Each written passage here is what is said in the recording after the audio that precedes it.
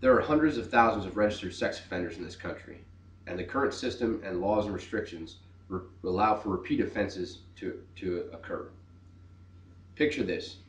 You live in a residential area, and the house across the street from you has been empty for some time. Recently, you see an individual who appears to be moving in. You even go over as a nice neighbor and offer to help them move. You assist them in carrying in some of the larger items and like that, and realize that this individual is actually a very friendly person. You see him walking around the neighborhood with his dog.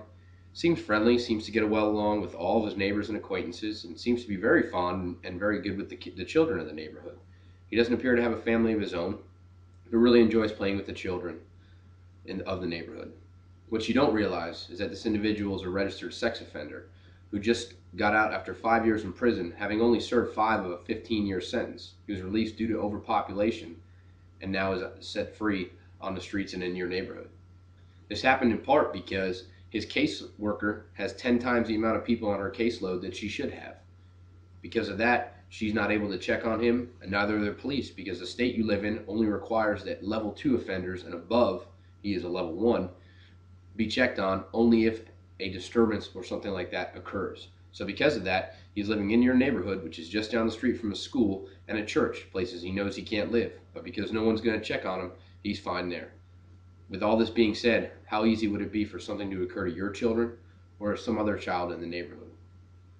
Now that we discussed a little bit of background, let's look at some of the facts associated with registered sex offenders in our country.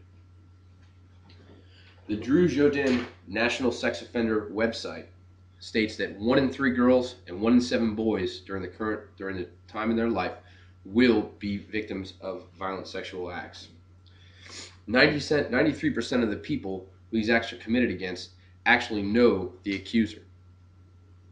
47% of these occur either in the home, or occur either in the family or from extended family members of the actual victim themselves. And only 30% of these are believed to be reported.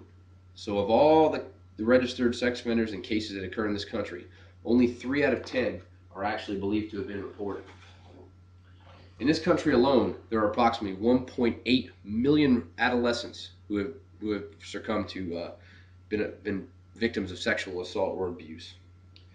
1/3 of these sexual assaults occur to victims between the ages of 12 and 17 years old, and over 2/3 of the assaults occur either in the victim's home, the offender's home, or an immediate family member's home. With all that being said, it's remarkable to think that there's not more done in this country to prevent these types of things from occurring. Now that we've looked at some of the cold hard facts, let's look at some of the problems associated with our current system and the current laws that are in place. Currently, there are several flaws within our country. One of those greatly being the fact that of the 714,000 registered sex offenders in this country, over 100,000 of them there's no known location for them. They're unaccounted for. In the state of California alone, 44% of registered sex offenders, their whereabouts is unknown. 44%, nearly half. In a state like Washington, it is far lower, where it's only 10%, which in the eyes of some might sound good. When you look at the fact that that's still over 1,700 individuals, that's a pretty scary thought. Early releases is also another problem. Frequently, these individuals are released early from confinement due to the fact that there's overpopulation. All right? Many states require that they attend classes in hope that they'll find some type of cure. But just like an alcoholic, there is no cure for alcoholism. You just don't drink anymore. Just like sex offenders, there is no cure for being a sex offender. You have to stop the victims from occurring. And currently, we only have 3 levels of sex offender registration in this country. With that being said, it's easy to see that there are several flaws within our country's sex offender registration. What I have done is I've gone ahead, now that we've talked about some of the flaws, we can look at some of the proposals for improvement that might assist and help us with our current status. Currently, all states require that some form of sex offender registration be done. However, my proposal is to have that all 50 states have a streamlined process that will hit all the wickets and all the details like in every other state. Associated with that also is the fact that DNA samples are required for only serious crimes level 2 and level 3. In the new proposal, all categories would require some form of DNA. Typically, just like petty crime, these individuals start with smaller crimes and just grow and grow.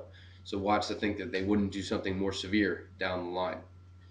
Another proposal is notification in all states to all victims of sexual offense. So when that individual does come out, they can be well aware of it in case that individual tries to come back and get some more from them. Another proposal is GPS tracking.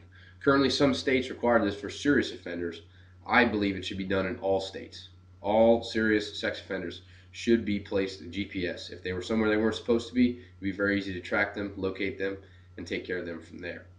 And lastly, that all offenders maintain some type of identification, whether that be a license or a walking ID, something stating that they are a registered sex offender and that they must be required to produce that when stopped by any type of authority. Now that we've talked about some of the proposals, let's go ahead and recap. It is very unrealistic to think that all sex offenders can simply be cured. As I mentioned earlier, it's a disease and it is not curable. The only thing we can work to do is hope to prevent more victims from occurring. By working with these individuals at every stage, with working at them at younger ages, they are born and bred here. By preventing this at an earlier age, we can hope to stop future offenses from occurring. With better documentation, we could all live in a safer place.